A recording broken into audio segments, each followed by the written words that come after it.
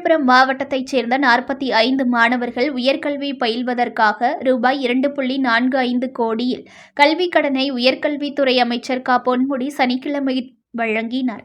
அரசு மற்றும் தனியார் பள்ளிகளில் ஆங்கில வழிக்கல்வி படித்து உயர்கல்வி பயில ஏதுவாக மாவட்டங்கள் தோறும் கல்விக்கடன் முகாம்களை நடத்த வேண்டும் என முதல்வர் உத்தரவிட்டிருந்தார்.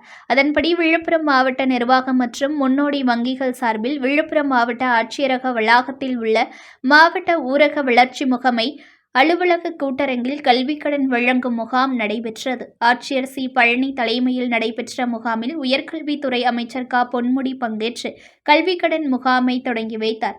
இதனைத் தொடர்ந்து செய்தியாளர்களை சந்தித்த அவர், கல்வி கற்பதற்கு பணம் ஒரு தடையாக இருக்கக்கூடாது என்பதற்காக அனைத்து மாவட்டங்களிலும் கல்விக்கடன் வழங்கும் முகாம் நடத்தப்பட்டு வருகிறது. உயர்கல்வி பயிலும் மாணவ மாணவிகள் அரசு வழங்கிய வழிகாட்டு நெறிமுறைகளின்படி கல்விக்கடன் வேண்டி விண்ணப்பிக்க வேண்டும்.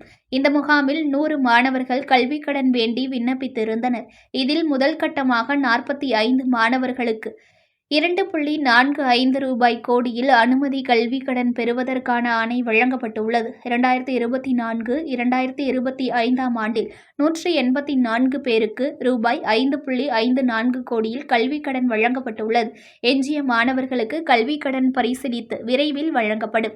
முகாமில் தமிழகத்தில் உயர்கல்வி பயிலும் மாணவர்களுக்கு மட்டுமல்லாமல் வெளிநாடுகளில் கல்வி பயிலும் மாணவர்களுக்கும் கல்விக்கடன் வழங்கப்படுகிறது என்றார்.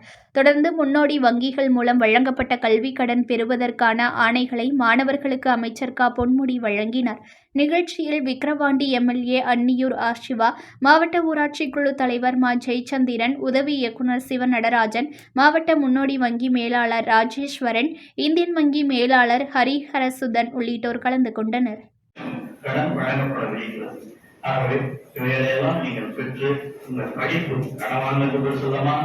அதுதான் மாணவர்களும் நன்றாக படிக்க வேண்டும்.